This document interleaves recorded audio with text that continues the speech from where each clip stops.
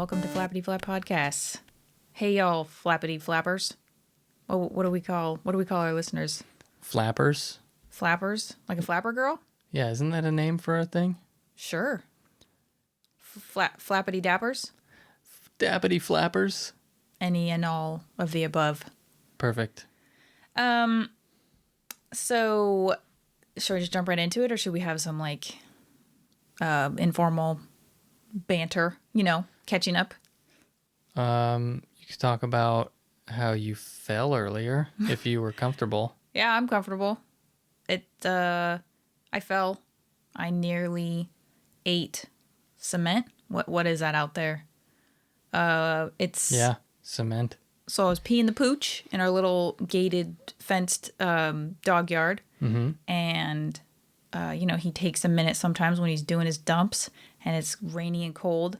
So He does this thing where he has to, when he poops, he has to walk around everywhere and leave little strings all over the place. Strings is not. I'm just saying, it's just, he's a traveling pooper. A normal dog is like, I'm going to do a dump. And it's just like a mound. A pile, yeah. Or maybe like a couple spots. But Charlie will track it all over everywhere.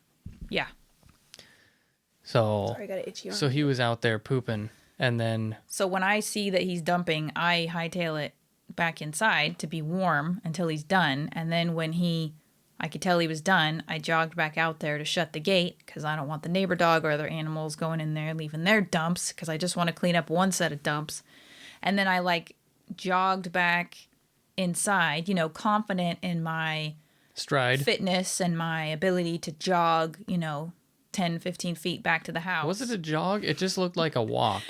That's true. Usually I'm kind of fast walking back inside. Well, I guess it was slippery. It didn't seem slippery. It's slick. I'm just wondering if I just got on the very edge of the step. It's smooth, painted cement. Yeah.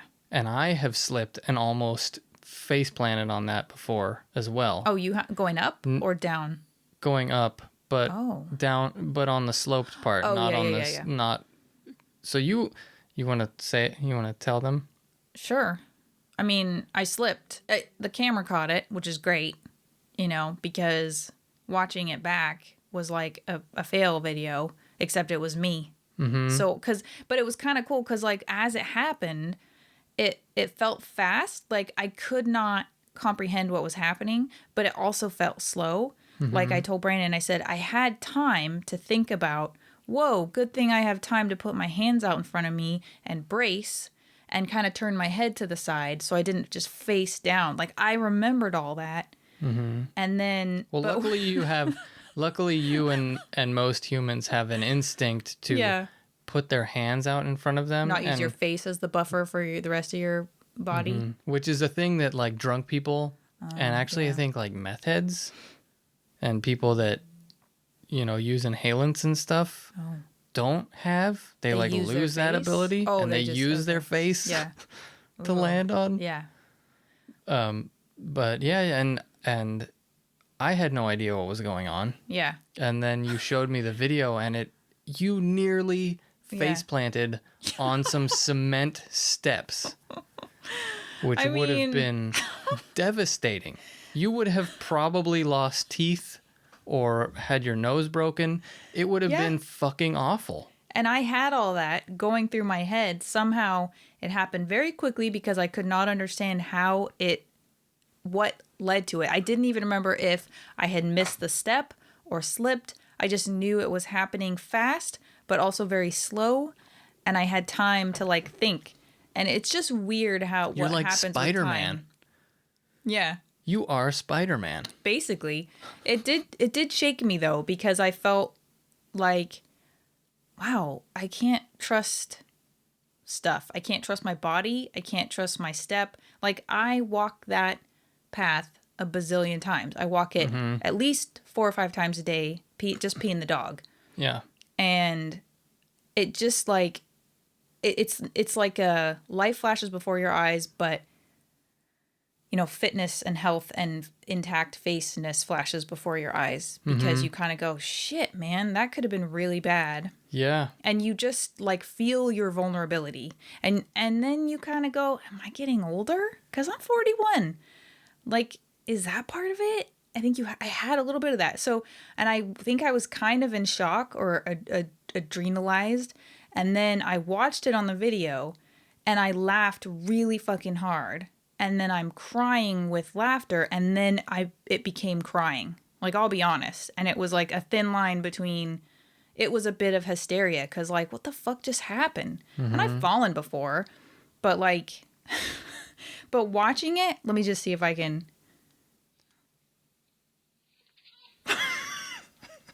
Yeah. Can I see real quick? The noise, oh, is fucking funny. Oh, baby. I just feel bad for you. But I don't want that. I don't want your pity, because then I feel like, I don't know, frail or vulnerable. I didn't think it was that bad of a fall, because you came in and the side of your leg was wet. And my sleeves were wet, which pissed me off because I hate my sleeves being wet. So I was just annoyed. Like, damn it, I have to take this sweatshirt off because it's all wet. Yeah, I think most people hate their sleeves being wet. Yeah. I don't know if there's anybody out there that's like, soggy sleeves. Yeah. But I think it was also my mind wanting to focus on the more trivial aspect of what just happened. And I was like trying to like just be normal and like laugh about it, but be annoyed because I wasn't like processing, fuck, that was kind of scary. That was a little close. And when you came out, I couldn't understand why you weren't more concerned, but I think it was so fast and quiet. And I didn't apart from my, I didn't even come out. I closed the door on you because like the door, so it's the like door was open. It swung open. I was like, what the fuck? It's cold. So I like closed the door. And my tragedy. And then you come in and you look a little in shock and wet. Yeah. And I'm like, what? What happened? You're like, I fell and I think I got it on camera. So I'm glad that it did, because sometimes when I'm taking the dog out, it motion detects, and because I don't turn it off because it's so quick, and then I just go in and I immediately delete it.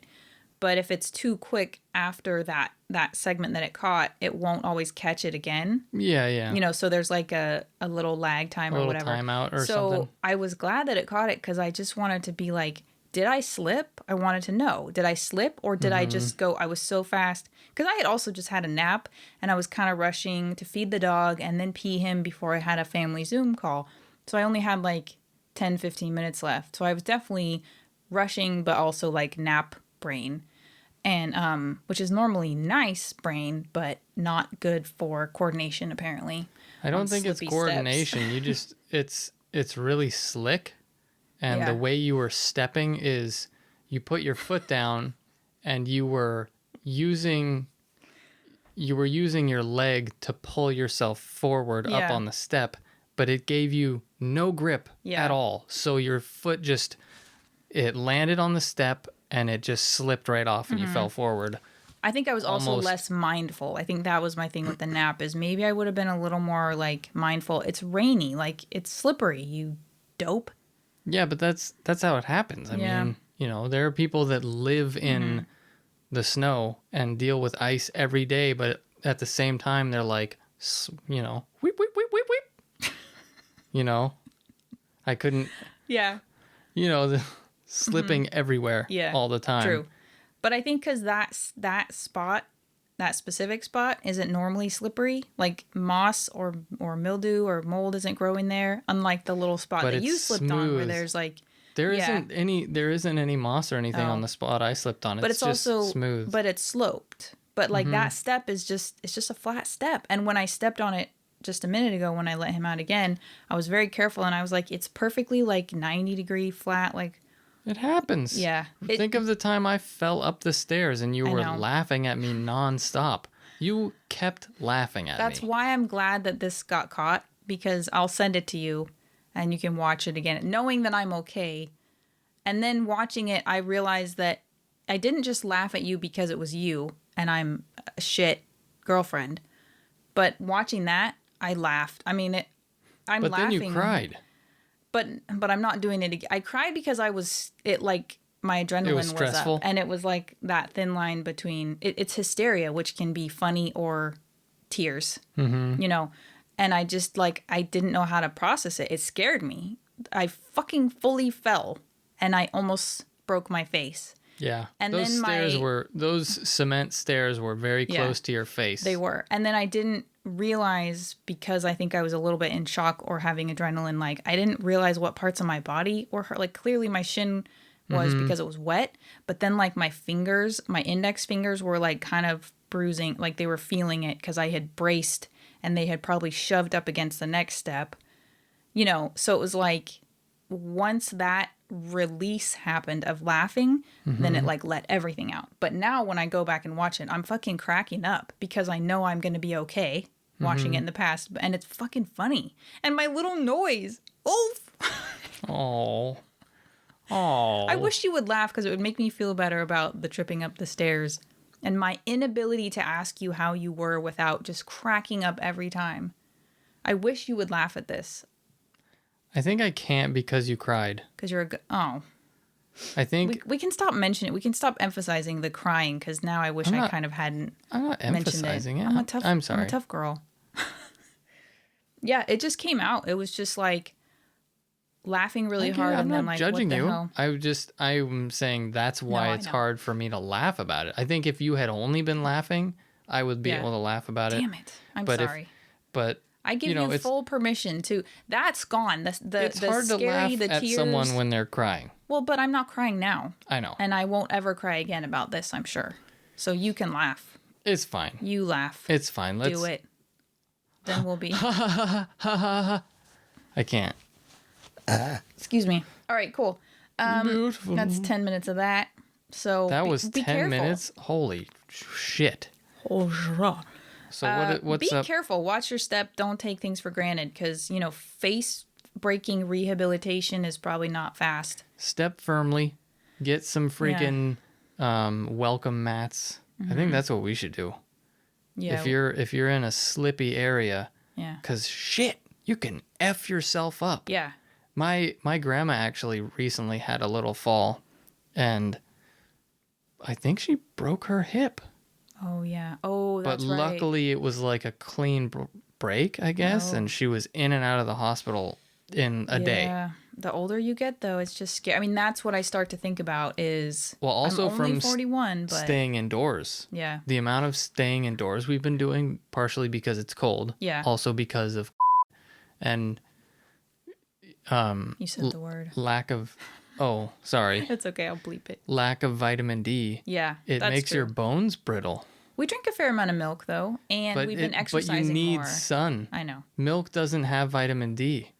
I meant calcium for bones, but yeah, you're right. You need the sun and you need vitamin D in order to absorb calcium enough. Oh, that's right. Okay. To help your bones, because your bone strength goes away if you aren't getting vitamin D. Enough vitamin D, yeah. So be careful. Okay. Especially don't fall if you are vitamin D deficient. Mm-hmm. I assume. Which is everyone right now, I guess. Especially everyone in Alaska. Yeah. Mm-hmm. Well, it's good we've been exercising more, so I feel good about that. But yeah, be careful out there. Yeah. Okay, so the main topic was not my clumsiness and my aging and the concerns over my potentially broken bones.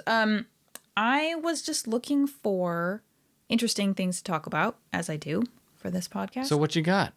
I'm getting to it. So what I thought I hurry up. Do you got places to be? Yeah. Shut it. Get on with it. Oh my God. So I thought, I'm going to look at like weird stuff that's like happened in the ocean at sea or something, you know, like, or weird animals. And it was all just kind of like, whatever. And I came across this little blurb. What the fuck? What is your problem? You're just being a shit. Have you ever heard of the Mary Celeste? And act like I didn't ask you this question a little while ago. The Mary Celeste. Ship. I don't remember that. Were you talking to me about that earlier? Oh, so you just didn't listen earlier. That works out nicely for this segment. I was probably working. I don't. So when I ask you questions and you're working and you answer, I need to just assume that you have not heard and the you Mary don't recall. Celeste. It was a ship.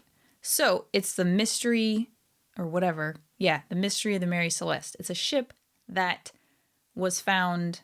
Anyway, I'll give you some background. Oh, I got. Oh my goodness! What is it? You're killing me. Good. I want to build the tension. Yeah, I don't think you told me anything about it. Is it an aircraft carrier or something? No, just let's see. It's a I wrote it down earlier. It's a Brigantine. It was a of course. Shut up. 282-ton Brigantine. Battled. Oh no, battle sorry. cruiser. No, Brigantine. Battle bruiser. I don't know what that is. So we could look up a picture.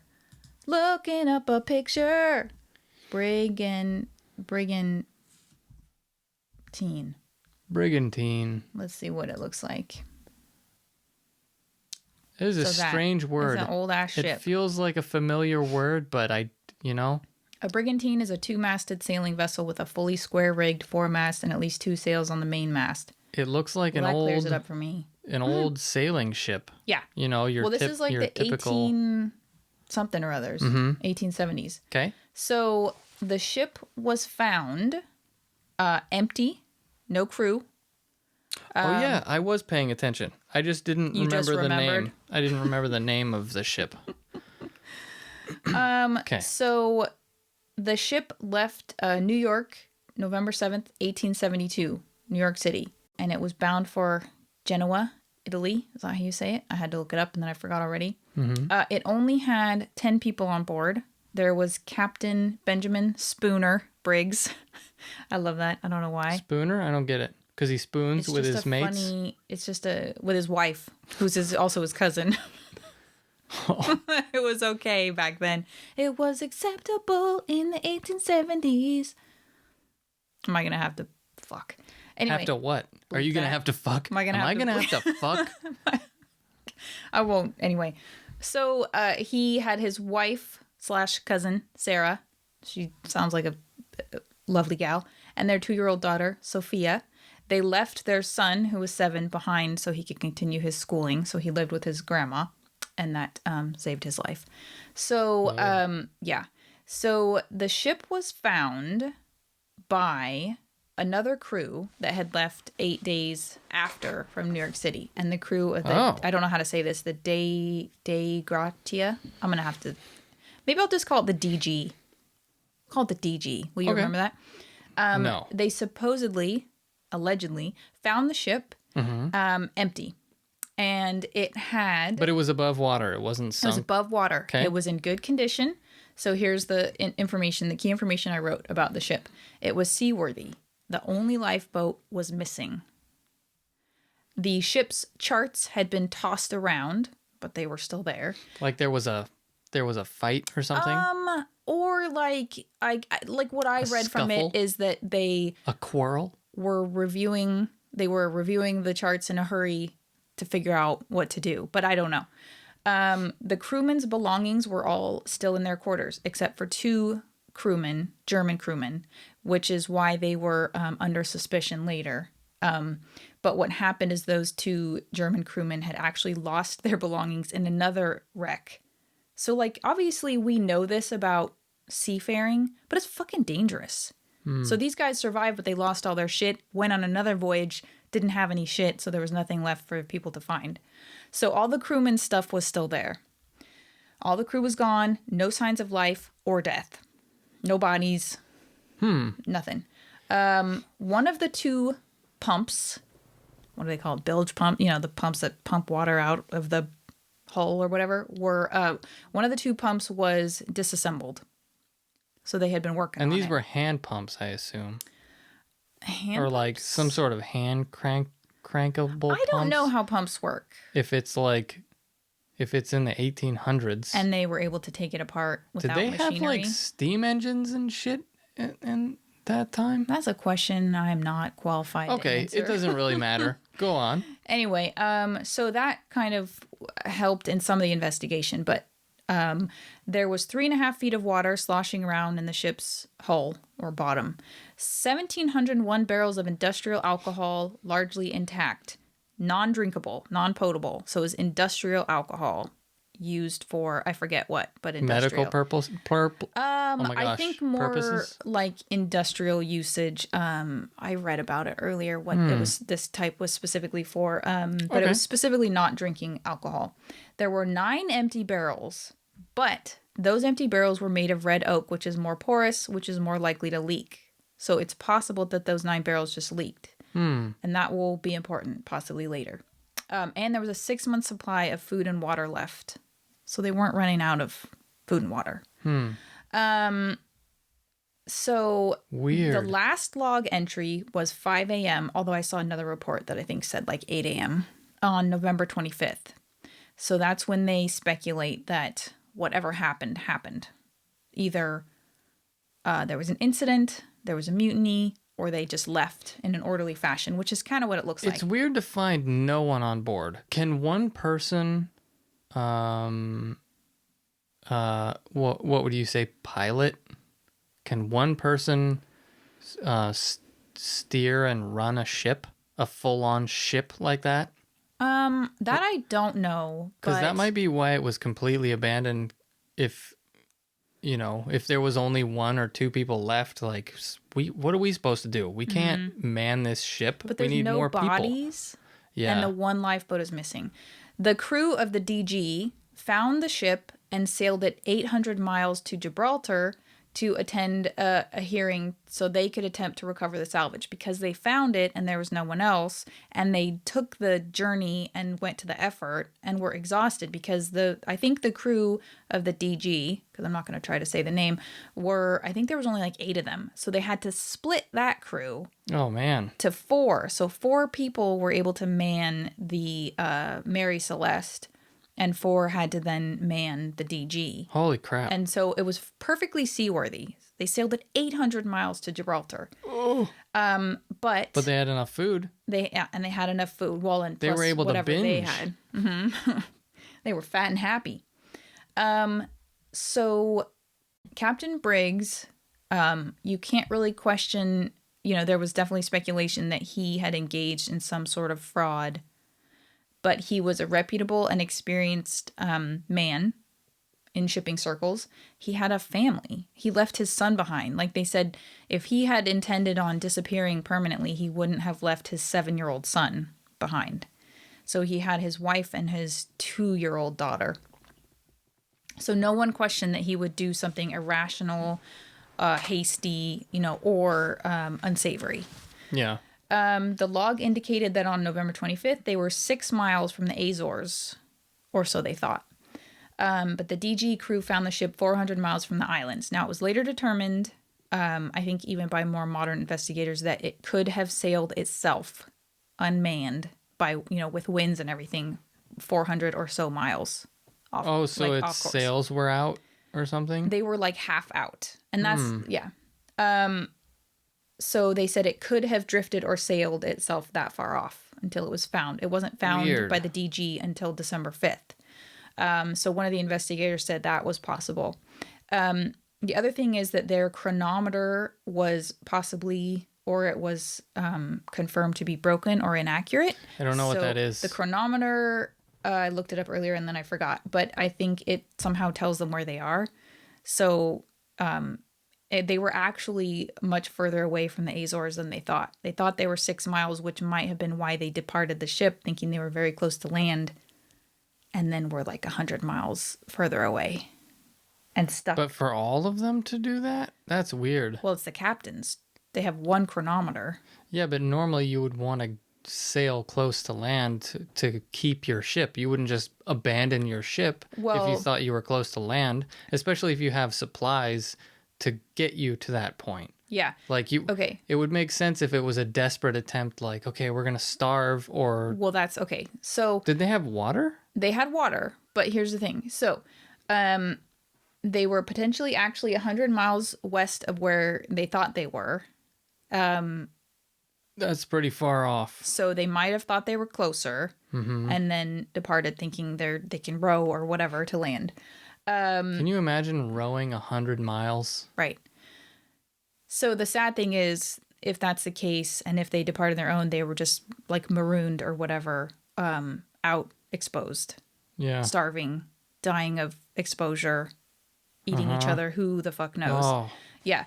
So on the previous voyage, this is very interesting. On the previous voyage, the ship had carried coal, and then it had been extensively retrofitted. So coal dust and construction debris could have fouled the pumps, which would explain the disassembled pump because they were trying to fix it. With one taken apart, the captain wouldn't have known how much seawater was in the hull, which was too fully packed, I guess with supplies, whatever they're shipping, alcohol, to measure visually. So he might have thought there was a lot more water. And they said there was like a sounding rod that was out, which I think they use to try to hear how much water was in there. And they said that they speculated that there could have been storms or water spouts, which is why I was looking up water spouts earlier, that might have driven the water up into the pumps, making it seem like there was more water in the hull. So they might have thought it was taking on a lot of water and then felt like they needed to ditch the ship. Yeah. And then if they thought they were 6 miles from land.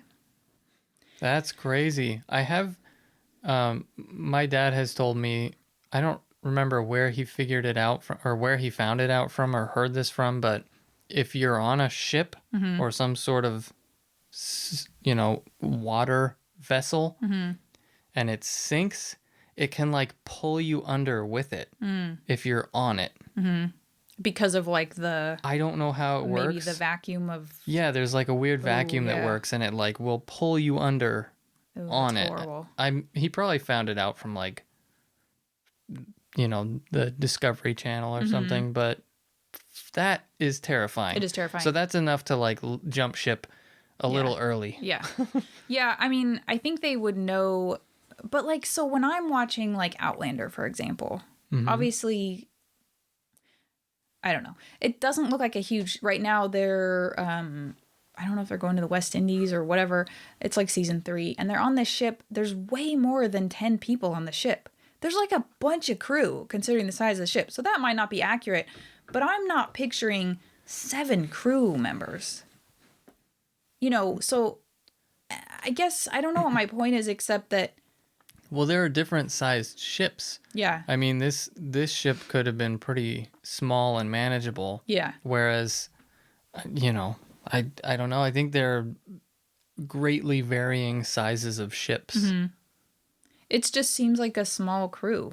And then 7 people? 7 crew. It would have to be like 7 fit, Yeah. people who know what they're doing. And the captain handpicked them and he seemed confident in them. And the wife even wrote a letter to a family member saying they seem quietly competent. If everyone continues on as they are, we should have an uneventful voyage. So there were lots of theories. Water spout, which is basically like a tornado in the water. But what I was reading is they're not usually super powerful. And they might inundate the water. They look scarier maybe than they are for the most part. They don't seem to, I think, suck up ocean water into them and like, throw sharks around and all that good stuff. So, sort of like a dust devil. Yeah. But bigger and cloud a little water. scarier. Yeah. So people speculate about water spouts, giant, of course, squid and sea monsters, but you would think there would be some remnants. I mean, I don't think the lifeboat would be missing. Clearly it was sirens. Yeah. Killer manatees. Yeah. I don't know. Someone said pirates. So Arthur Conan Doyle. But you'd think the pirates would have taken some shit. Or there'd be blood. And there's more about that later. Well, they would have taken shit. Exactly. The alcohol. That wasn't drinkable alcohol, I don't know if but pirates it's valuable. Always killed people.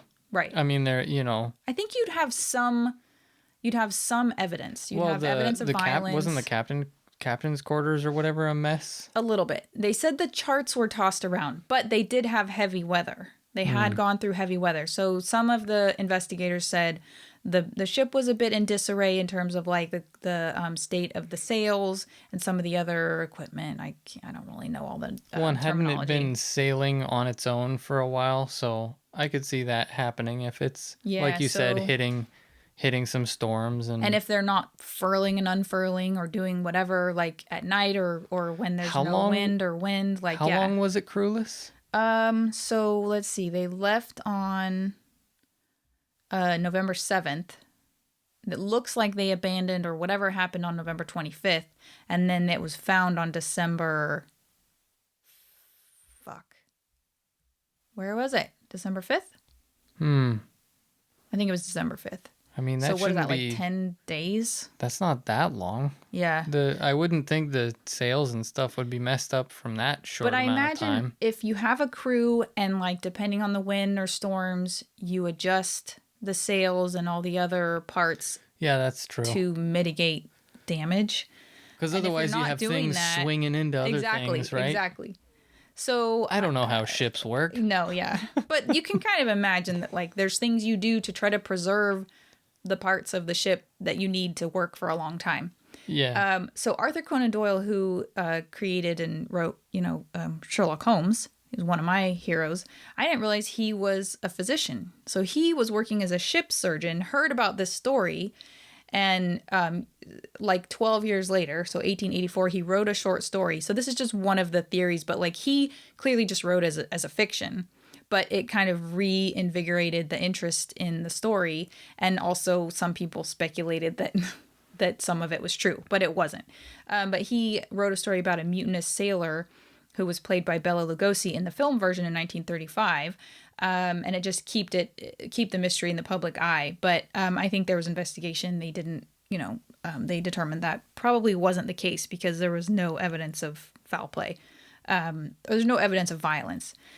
So what I wanted to do was read some of the stuff that I found.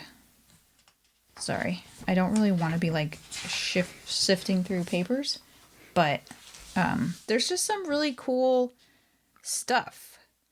So she was found partially sailed, which I think means, some of the sails were unfurled, but not all of them. And they were, because there was speculation that they were in becalmed waters, meaning no wind. Oops, sorry. And that's okay. And they would have been the sails would have been fully unfurled if, like, they were trying to catch any wind. Yeah. So what does it mean when when the sails are partially out? I don't know. That maybe there's high winds? Yeah. Or just, I don't know. You're not sure what you want to do, so you furl some of them. And I was asking you because I thought you had looked it up. This took me a minute to just I know get you this got a lot of notes. It's impressive. But I mean, it's really intriguing, and like the ocean stuff is just interesting, and reading about other ships that have disappeared. So I don't know. Wait, maybe it says it. Lifeboat missing. So she was in disheveled but seaworthy condition. Well, that's true, because like we just said, if she was sailing for 10 days with no crew and stuff just bumping around, that would explain that. The sad thing is, in 1885, whoever had the ship at that point actually did deliberately wreck her to try to engage in insurance fraud. Which is kind of sad because, like, you just have this whole cool story, and she was completely wrecked for insurance money, and he didn't even get the money because they investigated it. And anyway, that was in 1885. Man. Yeah, but I just felt like she had gone through this whole adventure, and I think because ships are referred to as female, like, it does kind of imbue them with a little more. Are they always referred to as females? Yeah. Huh. I don't know where that started, but I just felt, and it's a ship. It's like this thing that has been through stuff. Like, obviously, I guess it doesn't have like a personality or life, but maybe it kind of, you feel like it absorbs the life of who's been there, and it's just that crime, deliberately wrecking in those times. It was called. It's very much like today, insurance fraud. Yeah. But there's a specific name for it, and it was punishable by death. It could be punishable by death. Barratry. I thought that was super interesting. Punishable by death. Well, wasn't everything in the 1800s? That's true. But also because of the value and just like, I guess, deliberately wrecking a valuable piece of property. To try to swindle someone. Yeah. And it's not yours. You're just hired to... I almost said drive it. But, it's not his, then why would he be the one collecting insurance? Oh, that's true. Well, I think he would collect partial, because I think usually or I don't know, maybe collect his wages. But like, I think so. Captain. To circle back. I know a lot of military ship names are of states. Oh. Mm-hmm. My grandpa was on the USS Washington, I think, during World War II. That's all I wanted to say. I think a lot of them were also city names too. Oh, Okay, really? so this is like what? Well, I don't remember if this is a real ship, but in Jaws, that famous monologue by Robert Shaw, who's Quint, it's the USS Indianapolis. They took a torpedo to the side, and there was 400 men in the water, and they get picked off by sharks. And that's why at the end he's like, I'll never put on a life vest again. Because that whole experience of sitting in the water waiting for my turn to be rescued, that was the scaredest. That was the scaredest I was. So he said that's why he doesn't put on a life vest. But he tells like Richard Dreyfuss and the other guy, what's his name? Roy Scheider, to put on their life vests. And he's like, I won't put it on again. I'm not doing that shit. I won't put it on again. I won't put it on again. I'm not gonna do it. The funny thing is, the Mary Celeste was initially. Celeste is a cool name. It was originally named the Amazon, or Amazon. Huh? Isn't that weird? So Did maybe it was they- bad luck. Some people speculated that it was a cursed ship because multiple captains had died prematurely who had piloted her. Do you call it that? Maybe because it had been Captained deliberately wrecked, and it Well, was that was like the- that was it the end of never her life. really recovered. Oh, okay. That was the end Oh, of I her. see. It wasn't. Yeah. It wasn't before all the Wrecked others. and then refurbished, and then she was angry. I think she might be cursed. Oh, you think so? It's got a bunch of holes in the bottom of it. Yeah. No, I think that was her last voyage. It's quite sad. It made me very sad for some reason. Well, for some reason. Anyway. So, Oh, man. So just going back, some of the details. I mean, I found multiple articles, but of course Wikipedia is pretty helpful. So when they initially saw the ship, they could tell by the set of her sails that something was wrong. No one on the ship responded to their signals. And it said the sails were partly set and in poor condition, some missing altogether, and much of the rigging was damaged with ropes hanging loosely over the sides. So they did say she had been through What the hell? rough weather. The ship's single lifeboat was a small yawl, whatever the hell that is. Yawl. It was missing. Hey, y'all. The binnacle housing the ship's compass had shifted from its place, and its glass cover was broken. There was about 3.5 feet of water. You're just fucking with me? Because I'm into this, so don't. A little bit. I'm also into Okay. it, but I am also Okay. fucking with you a little bit. So it was a significant but not alarming amount of water for the size of the ship. A makeshift sounding especially rod. for it, to be sailing or to be, what would you call it? Abandoned for so long. Yeah. I mean, there was nobody there to work the pump or, remove Yeah. water by hand. Well, I think so- what they're saying is assuming there was that much or less when the captain abandoned it, it's not an alarming amount for an experienced captain and a rational man to abandon for that.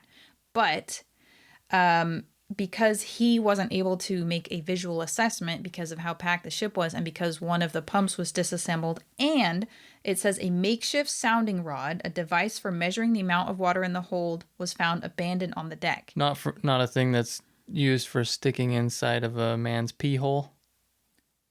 What? It's just a joke. Sounding Is that rod. a thing? Yeah. Okay. What? You haven't heard of You're that saying it from like, Game yeah, Grumps? like I should You haven't heard know. about that from Game Grumps? No. Where they talk about sounding? It's where you stick a thing in your pee hole. Why? I don't know. To measure how much water's in your pee hole? Some people are into having things stuffed into their pee holes. Is that a hint? What? You want? No, I don't. to do that? I don't think I would like that. You want a pixie stick in your pee hole? Pixie stick. A pixie stick in your dick? Oh, what are those little no, Pocky sticks? Those are they Japanese trees? I've heard catheters are awful. And a lot of old people have them. Yeah, I've heard it feels awful. Yeah, so I don't. I'm surprised that whoever told you about that didn't say it was a picnic. It was a penis picnic. Oh, All right. Sorry. Sounding There's rod. a lot of information here. So I just. oh, aren't there sometimes fissures that come up under ships and maybe scare people? Fissures like what? What do you mean? Because Like- isn't a fissure like a crack or like a? Yeah, but like that let out a bunch of gas. Oh, yeah. Isn't that a thing? They did talk about subterranean or oceanic earthquakes. So that kind of could go along with like something that scared them. A bunch of bubbles. Bubbles. Abandoned ship. Bubbles. My bubbles. Too many bubbles. You're Maybe. bubble blowing babies. You're funny and weird. Okay, so let's see. The cabin interiors were wet and untidy from water that had entered, but otherwise in reasonable order. There wasn't like a hot meal on the table, or hot wouldn't be hot after however many days. A moldy there meal? There wasn't a meal like they had been interrupted in the middle of eating. It looked like an orderly departure. Aside from the whatever's being a mess that I forgot already again. The charts? The charts Yeah, being... the charts. That's kind of it. Yeah, that's kind of so. And his navigational instruments, the captain's So what are the navigational charts? instruments. Are the charts like the blueprints of the ship, or are they like No, maps and crap? Yeah, I think it's like maps. Maps and crabs. Maps and crabs. Galley equipment was neatly stowed away. There was no food prepared or under preparation. There were ample provisions in the stores. No obvious signs of fire or violence. Everything indicated an orderly departure. So... Sorry for the page flipping. So...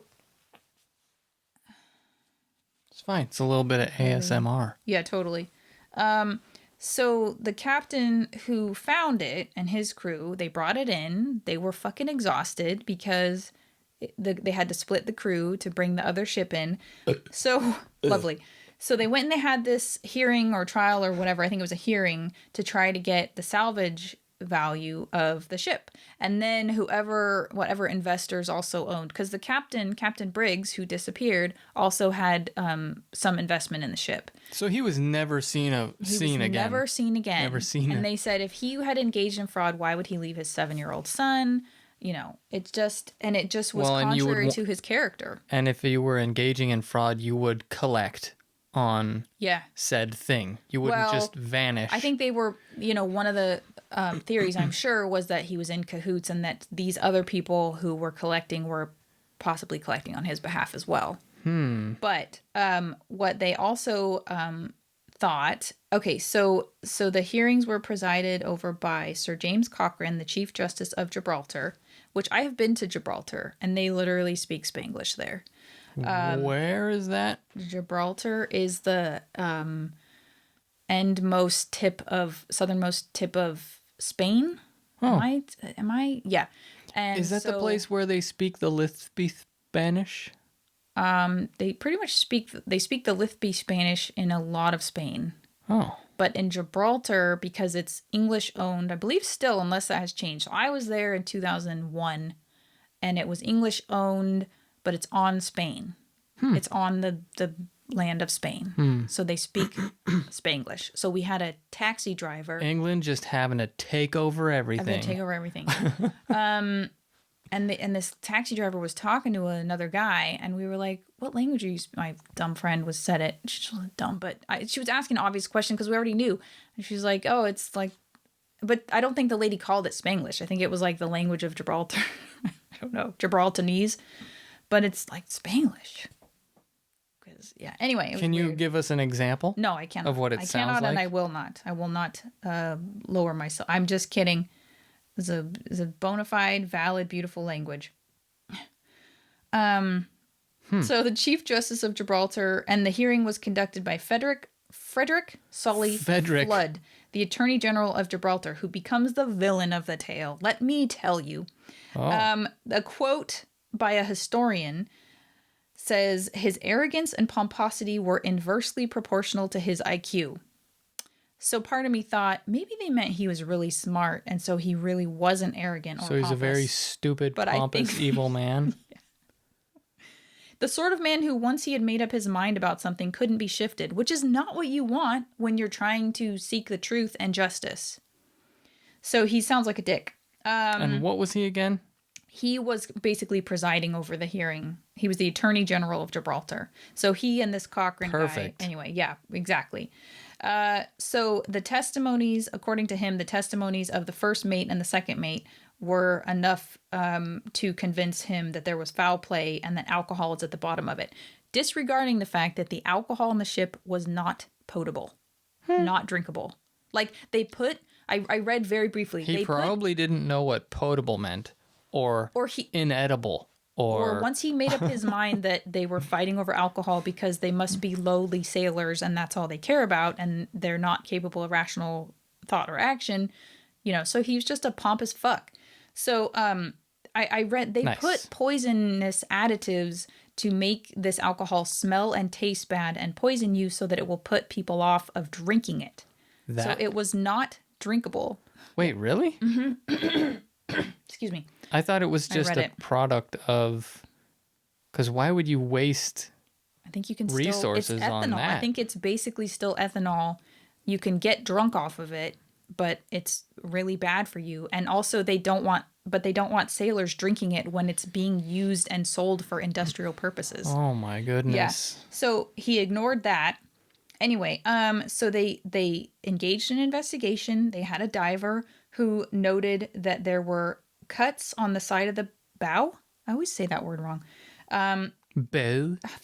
He thought was caused by a sharp instrument and found possible traces of blood on the captain's sword. Perhaps a shark instrument.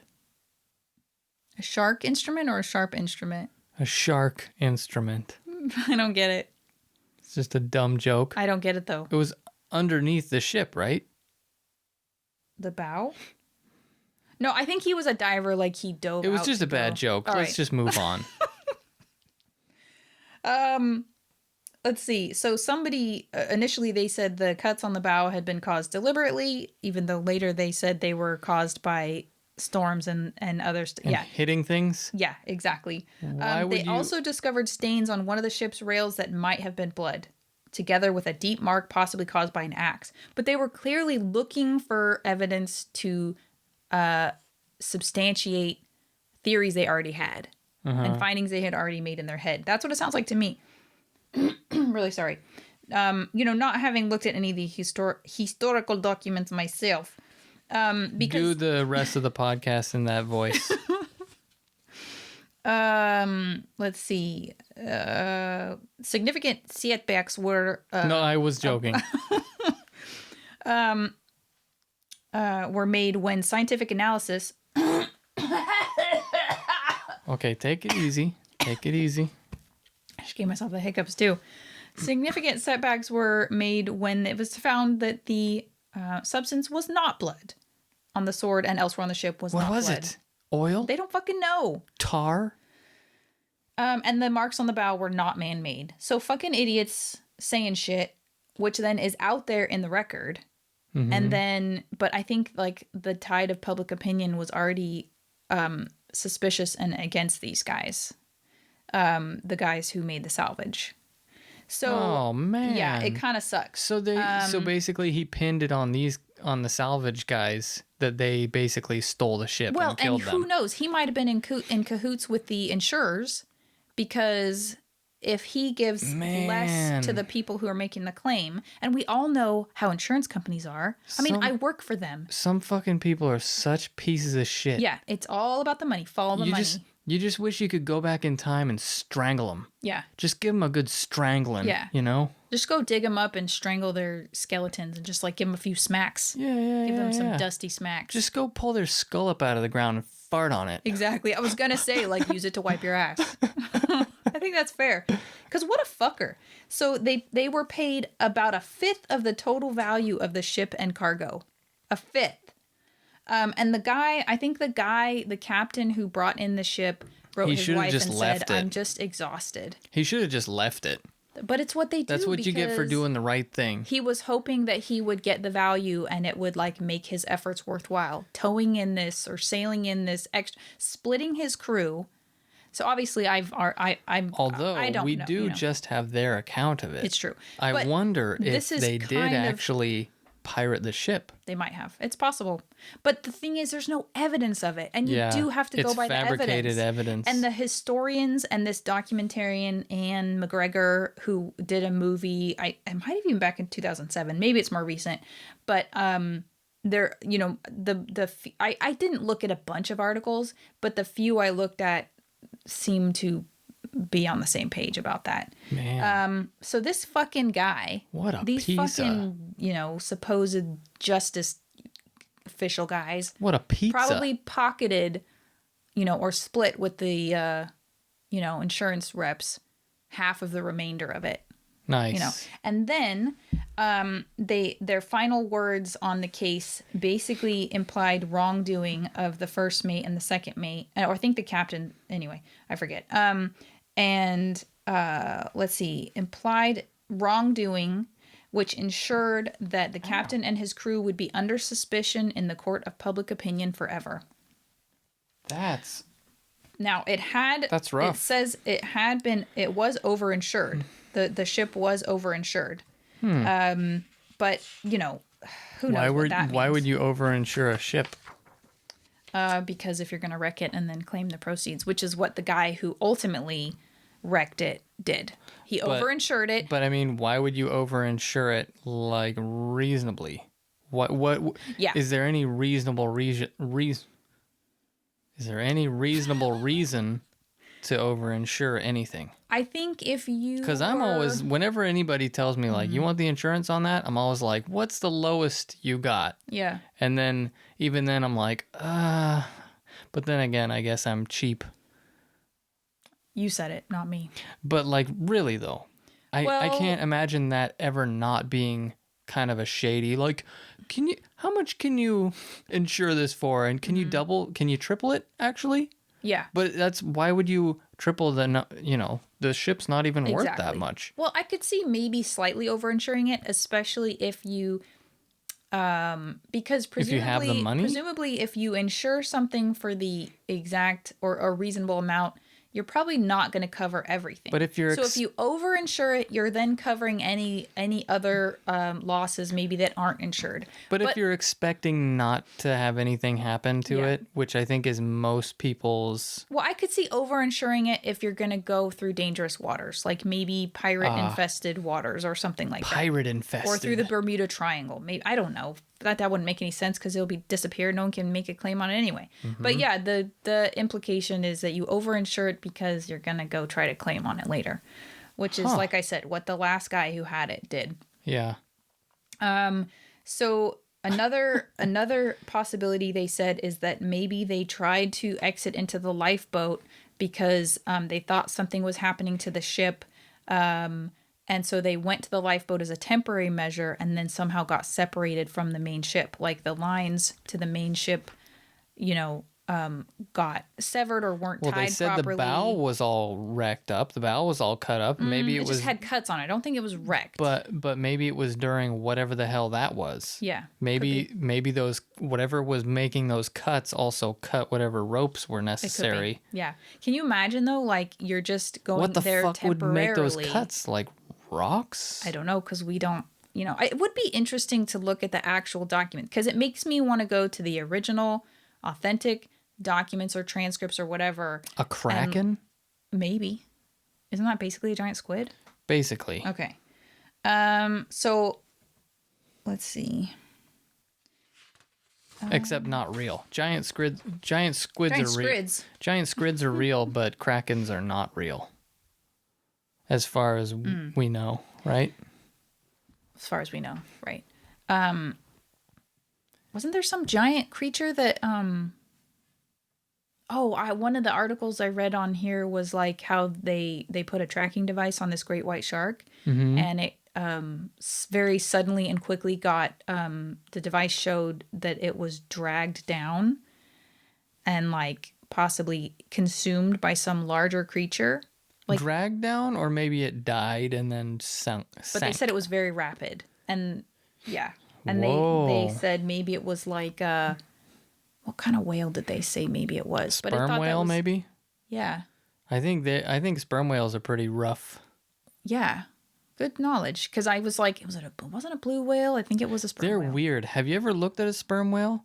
They are like skinny, weird-looking freaks. Oh. You should look up a picture right now. That's a damning indictment. Their mouths are so strange. Huh. Well, maybe that's what happened. But I was like, maybe the device just fell off. But I think they have like razor. So they have a reputation, huh? They have very sharp teeth, I believe. Weird. They are weird. Yeah, see, look at the beached one. Look at his weird mouth. Oh, yeah. Well, orcas have kind of sharp teeth, don't they? They do. Interesting. I mean, they're just a mammal, but I feel like if maybe it was just a sperm whale. Oh, look, is that a killer sperm whale? But that's a cartoon. It's not a real. So I guess I can't take that off. I think that is probably a prehistoric thing, possibly. Oh, it's kind of scary. I don't like looking at that. I'm gonna have nightmares. So another thing they speculated was that there were fumes, alcoholic fumes being released, and there was like a flame or explosion danger, and that they left the ship either temporarily or permanently because they thought it was going to explode. And they did this like recreation of how an explosion could have happened on the ship because they said, oh, there was no evidence of anything. But they did this, let's see, someone in London built a model of the hold, used butane gas to create an explosion, which I don't know if that is equivalent to alcohol. Anyway, but maybe there was other butane on the ship. Created an explosion that caused a considerable blast and ball of flame, but there was no fire damage within the hold. So it was this pressure wave type of explosion that leaves like nothing behind. No soot, no scorching. So they were like speculating. So there's just like, there's so much mystery. The mystery is so great. The colossal mystery. Anyway, so I thought it was interesting that Arthur Conan Doyle was a ship's surgeon, which I did not realize. I didn't realize that guy's history, and I love his, obviously, Sherlock stories, but now I want to go back and read about this, but totally fictionalized account of what happened to the Mary Celeste. And he also renamed it, which then a lot of people started calling it the wrong name, which was like the Marie Celeste, which I thought, Doyle, you plonker. Let's see.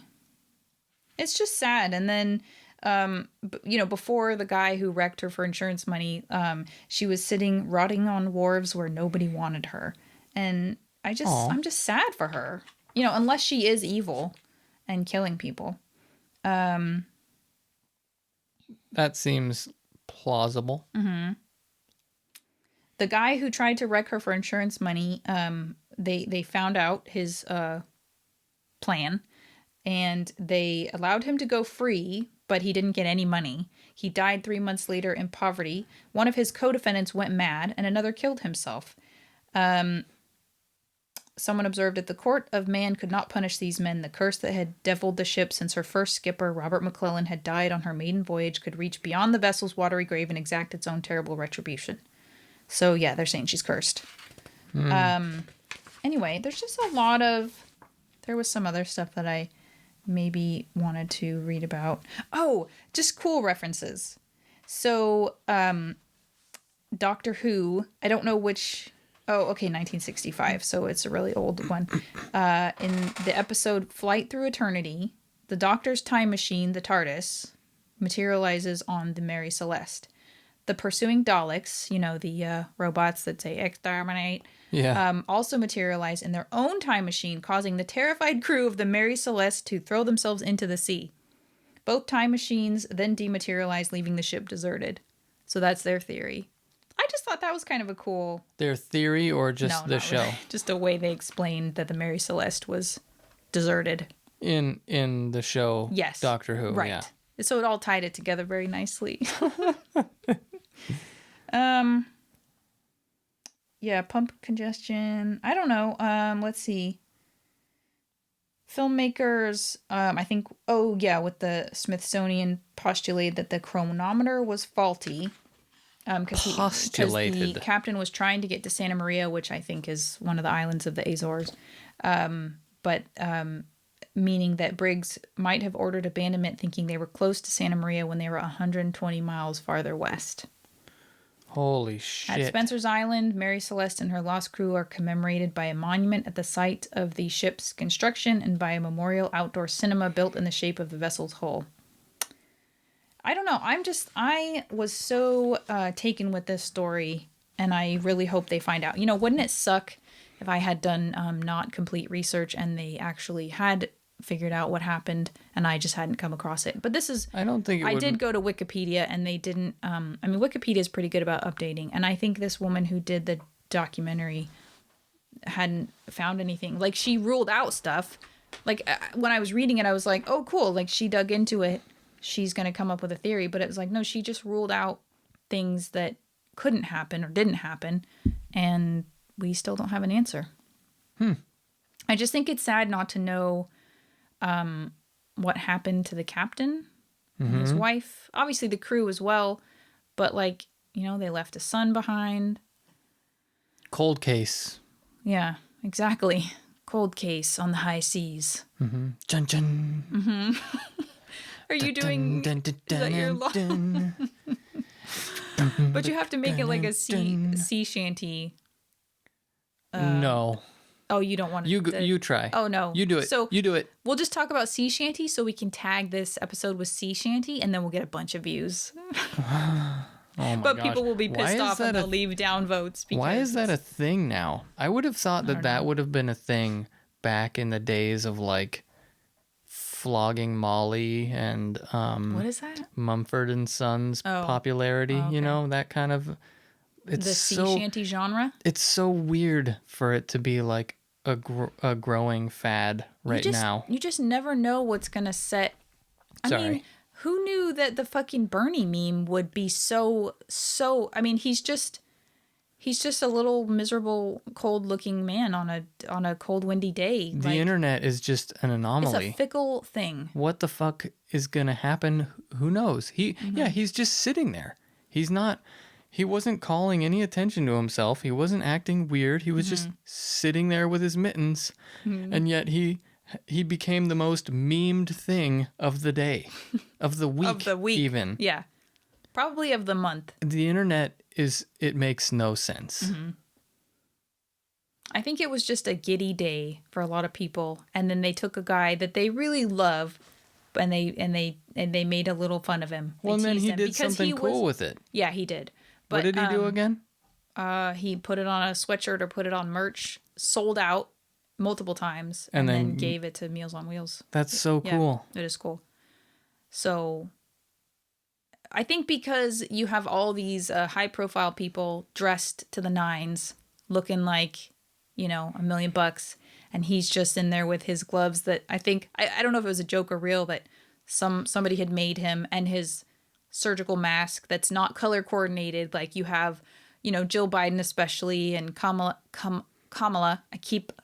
I will never say her name right, and Michelle, just either color coordinated, just looking really sharp. And of course, the men look sharp, but everyone's looking sharp. And Bernie's just there, practically in his lawn chair, just like, I'm cold. When is this done? When can I get back to work? Looking like he's at his grandson's soccer match out in the fucking cold. Yeah. But I think it was all affectionate, obviously, but it just, damn. Well, it's so cool that he sold merch based on a meme that was basically making fun of him and then gave it to Meals on Wheels. Yeah. I mean, I feel like we missed out on having him as president.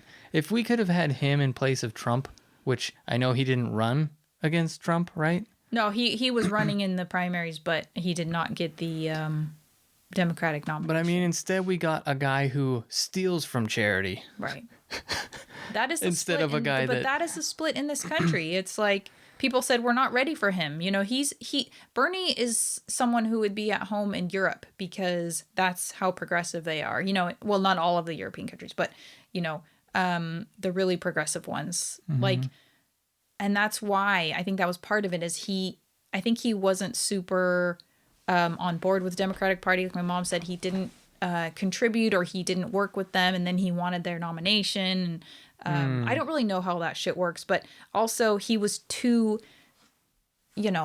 he's too progressive. So it was like turning people off who want someone more moderate. So the only way that you can reach kind of maybe more moderate, some might say sane Republicans, is with someone moderate, someone middle of the road. And Bernie is not that. Yeah. Are you going to be okay? It was probably a good time to... Oh, baby. Heartburn.